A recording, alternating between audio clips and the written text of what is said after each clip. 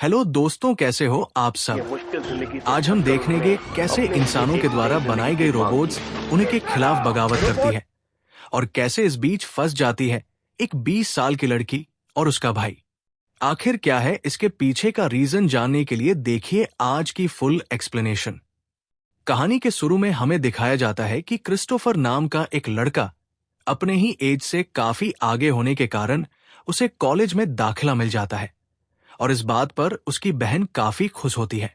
वही दूसरी और हम देखते हैं कि मनुष्य ने अपने कामों को करवाने के लिए रोबोट्स का बड़े पैमाने पर आविष्कार किया। कुछ सालों तक सब कुछ सही चला जब तक रोबोट्स बिना किसी सवाल के इंसानों के लिए काम करते रहे। मगर यह ज्यादा समय तक नहीं चला और जब रोबोट्स अपने अधिकारों के लिए लड़ना शुरू कर दिए तब शुरू हुआ इंसानों और रोबोट्स के बीच एक वर्ल्ड वॉर, जिसमें इंसानों ने डॉ एथाने के आविष्कार के मदद से रोबोट्स को जंग में हरा दिया और फिर इंसानों और रोबोट्स के बीच एक समझौता हुआ जिसके अनुसार रोबोट्स को एक काफी बड़े जेल जैसे एरिया में कैद कर दिया गया हमेशा के लिए, और वो अपने अनुसार इंसानों से दूर रह सकते हैं। फिर हम आगे देखते हैं कि पूरी दुनिया ने डॉ एथाने के आविष्कार को अपना लिया है, जिससे हुआ ये है कि अब इंसान एक जगह पर बैठे हुए एक से अधिक काम कर सकता है, जिसके लिए उन्हें बस एक हेलमेट जैसा साधन पहनना पड़ता है और उसे पहनने से एक रोबोट को वो अपने दिमाग के मदद से कंट्रोल कर पाते हैं, जो कि सारा काम करता है। अब हम आगे देखते हैं कि क्रिस्टोफर की बहन मिली अब एक बेबी सिटर के पास रहती है, क्योंकि उसका पूरा परिवार कुछ सालों पहले एक कार एक्सीडेंट में मर चुके हैं। एक दिन मिली स्कूल से घर आती है तो वो देखती है कि उसका बेबी सिटर सो रहा है और वो अपने कमरे में चली जाती है कि तभी उसे किसी के आने की आवाज आती है। बाहर झाग पर उसे एक बट दिखता है। वो जाके बेड के नीचे छिप जाती है। वो बट उसके कमरे में आकर उसे ढूंढ लेता है। मिली उस बट पर हमला करने जाती है कि तभी वो बट बताता है कि रुको मिली, मैं तुम्हारा भाई क्रिस्टोफर हूं।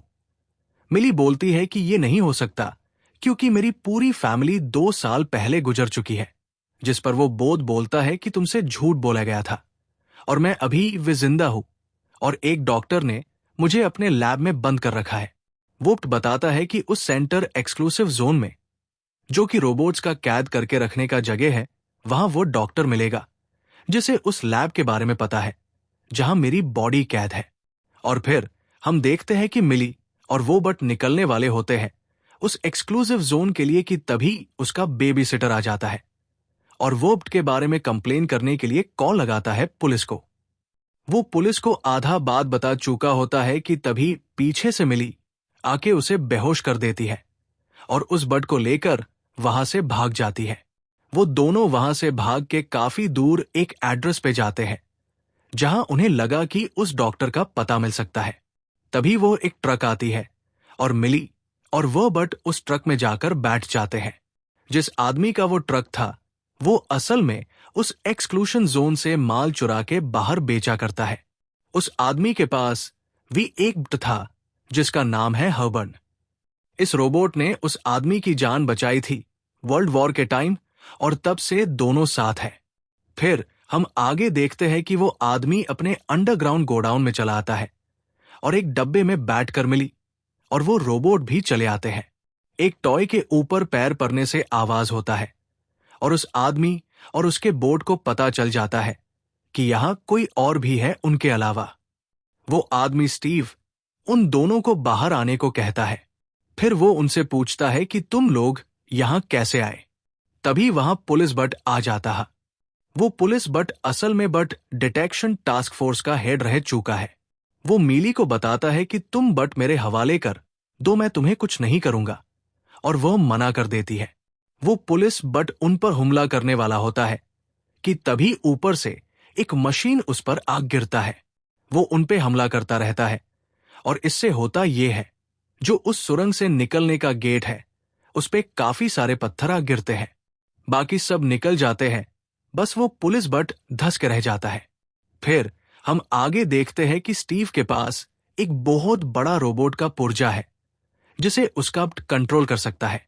फिर स्टीव और मिली में डील तय होता है कि स्टीव उसे उस डॉक्टर तक ले जाने में मदद करेगा, जिसके बदले वो स्टीव को बाहर निकलने का रास्ता उस डॉक्टर से पता करके देगी।